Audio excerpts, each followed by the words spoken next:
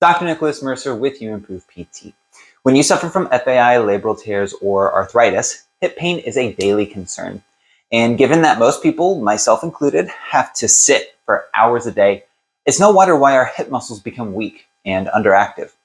Without the support from these muscles, the hip joint experiences higher forces and can cause or worsen the hip pain that comes with these conditions.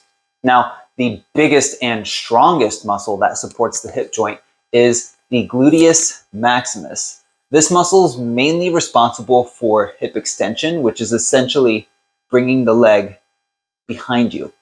But when the feet are on the ground, they work to support an upright standing position and to control the hinging movement of the hips. So even though the action of the glute max is simple, the way it works and the way you control it are much more complex.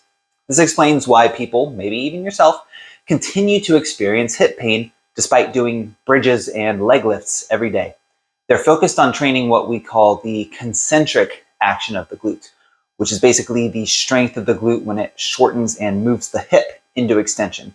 They miss the benefits of training the muscle isometrically, when the muscle stays at one length under a load, and eccentrically, when the muscle is lengthening in a controlled manner under load.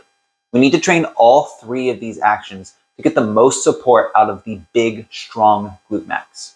Before I show you these three exercises, I highly encourage you, if you haven't already, to learn how to control your deep abdominals, your transversus abdominis. I made a video on exactly how to do this, which I will put in a card in the corner of this video, and there will be a link in the description below. This muscle is important to stabilize the pelvis and allow the glute max to work properly. All right, let's get started. So first we're going to learn how to train the glute max isometrically, which basically means that we're not applying a force and lengthening the muscle or shortening the muscle. We're applying a force and generating a force, but not letting the muscle move. And the best part about this one is you can do it while your dog licks your foot. That's not a necessary requirement, but it is something that you can allow to happen. So the first type of isometric is just a regular isometric, and that just literally means we're generating a force to hold the muscle still.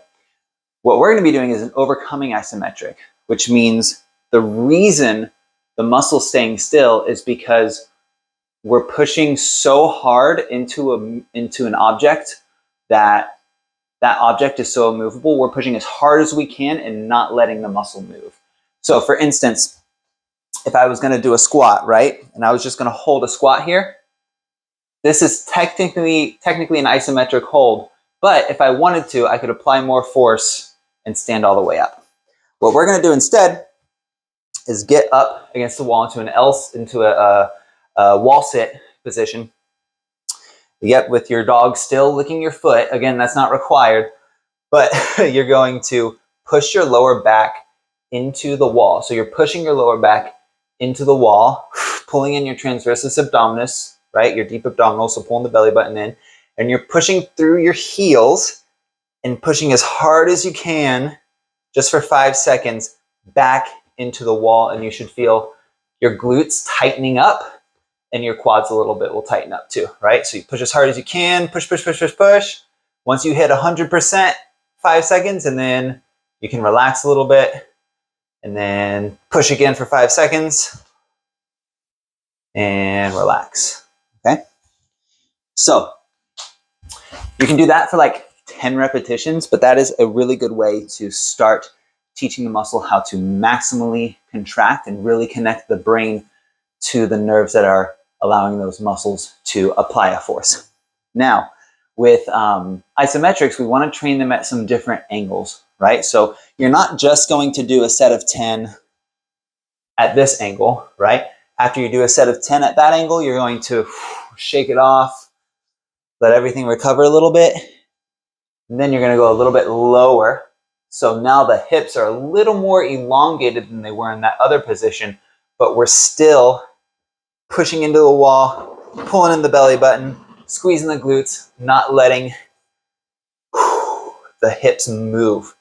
And that gets really, really tough. 5 seconds, relax. Do that for a couple repetitions and do it for maybe 3 or 4 different angles of the hip up against the wall.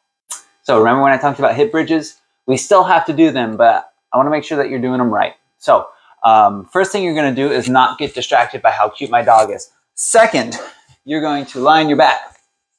And so there's a few ways we can do bridging.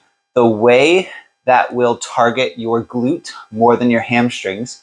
First, obviously, pull in the belly button. And then you're going to point your toes up, okay? And then you're going to drive your heels down into the floor. Very, very slowly push up until you really feel that tighten.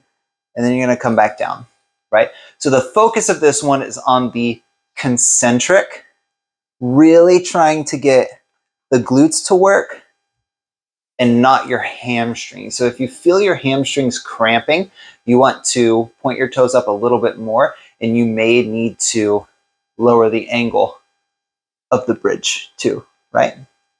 We're just getting about 5 of these, and you can do what we would call an isometric hold at the top. So we start concentric, and then hold isometric, and then slowly come down, right? But all the time keeping that belly button pulled in so we have a nice base of support for the hips to move from, okay? And just do a few sets of these throughout the day. One thing I do want to address is frequency versus volume. Do you have to do the standard 3 sets of 10, shove all your exercises into an hour? No. What I have found to work best for my patients is actually increasing the frequency. So doing just 1 set, but multiple times throughout the day, because that will allow your brain to connect to those muscles a little more. So let's move on to an eccentric glute max strengthening exercise. All right, here we're going to do the eccentric glute strengthening exercise. All you really need, you can roll up a towel or a t-shirt. This will just make it a lot easier for you to apply a force. So first step, again, do not get distracted by how cute my dog is. And second, you're going to lie on your back, okay? You're going to bring one leg down, and then the shirt, the towel, whatever you got, you're going to put it under your thigh here, right? And you're going to start at about that angle. So the goal here is you're going to be pulling your thigh up towards your chest, right? So since we're laying down, we need to make sure we pull in the belly button, give that hip a good platform to work from.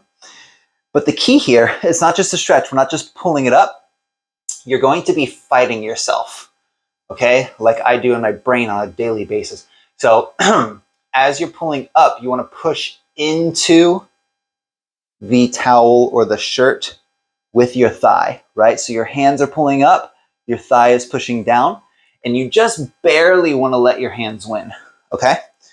Chances are you could just push and hold it there, but we're not doing isometric right now. We're doing eccentric. So we're going to try to pull up, but we're going to resist. So I'm pushing against the towel as I pull up, and you'll see I start to shake around the range that I have more difficulty controlling, right? And once you get all the way to the top, you're going to let go, let yourself come back down, okay? If you get any pinching or hip pain as you reach the higher ranges of hip flexion, just stop the movement wherever you start to feel that pinching and do an isometric, right? An isometric hold. So you're going to let your arms win, let your arms win, let your arms win, but you're still pushing down. And let's say you start to feel pinching here. You're going to back off a little bit so you're not pinching. And then you're going to push as hard as you can down into it to get an isometric. And then slowly let your hands win and see if you can kind of control the hip so that you don't get the pinching as you move up a few more degrees, right? So if you're shaking, that's a good thing. We found a weak point. Your muscles haven't figured out how to activate that muscle in that way, in that position, and that's something we need to address. So that is the eccentric portion of the glute max strengthening. So now you have 3 different ways to strengthen your glute max. Training all 3 aspects of strength in the glute max will help support your hip joint and alleviate pain from FAI, labral tears, and arthritis. And if you're looking for long-term relief and management of your hip pain without surgery, download the free uImproved PT app and try one of our pain relief programs for free. Just click the link in the description below to get started. You can also subscribe to the channel so you don't miss a video on living life without pain. Thanks for watching.